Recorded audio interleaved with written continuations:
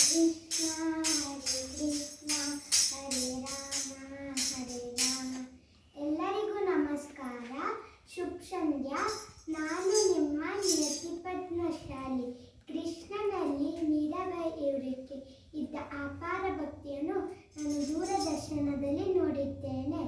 ಇವರ ಬಗ್ಗೆ ವಿಷಯವನ್ನು ತಿಳಿಯಲು ಆಸಕ್ತಿ ಹುಟ್ಟಿ ನನಗೂ ಮೀರಾಬಾಯಿ ಆಗಲು ಆಸೆ ಅನಿಸಿತು.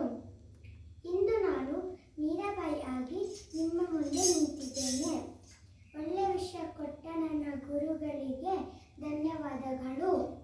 ಮೀರಾಬಾಯಿ ದೇಶ ಕಂಡ ಉನ್ನತ ಕವಿ ಹಾಗೂ ಕೃಷ್ಣನ ಭಕ್ತೆ. ಇವರು ರಾಜಸ್ಥಾನದ ಕುರ್ಕಿ ಗ್ರಾಮದಲ್ಲಿ ರಜಪೂತ್ ಮನೆತನದಲ್ಲಿ ಜನಿಸಿದಳು. ಮೀರಾಬಾಯಿ ಇವರು 1516ರಲ್ಲಿ ಮೇವಾಡದ ದೊರೆ ಭೋಜರಾಜನನ್ನು ಒಲ್ಲದ ಮನಸ್ಸಿನಿಂದ ಮದುವೆಯಾದಳು.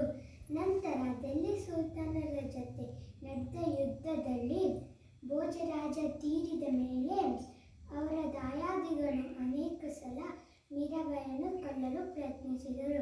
ಕೃಷ್ಣನ ಕೃಪೆಯಿಂದ ಪಾರಾದ ಇವರು ಕೃಷ್ಣನ ಭಜನೆ ಮಾಡುತ್ತಾ ಕೃಷ್ಣನ ಭಕ್ತಿಯಾಗಿ ಉಳಿದರು. ಇತಿಹಾಸಕಾರರು ಹೇಳುವಂತೆ